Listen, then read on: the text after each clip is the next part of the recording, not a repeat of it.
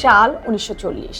চায়নার নিংবো শহরে 27 অক্টোবর ভোরের আকাশে হঠাৎ দেখা গেল কিছু জাপানি বিমান। বেশ নিচু দিয়ে উড়ে আসছে সেগুলো। না, সাথে কোনো মেশিন গান দেখা গেল না, কোনো বোমাও নেই তাদের কাছে।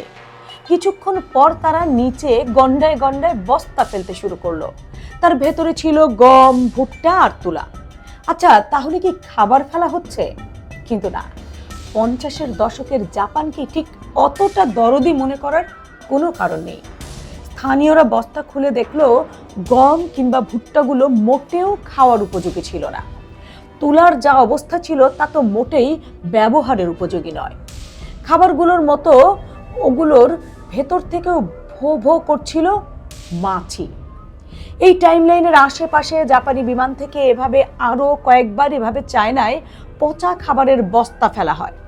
আসলে বিমান থেকে কিংবা নিংবো শহরের ওপর গম, ভুট্টা এবং তুলার সাথে মিশিয়ে প্লেগ আক্রান্ত মাছি ফেলা হয়।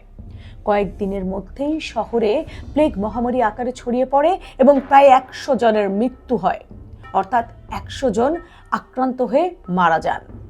এলাকাটি এতটাই সংক্রমিত হয়েছিল যে জাপানিরা পুরো এলাকাটি জ্বালিয়ে দেওয়ার পরিকল্পনাও করেছিল।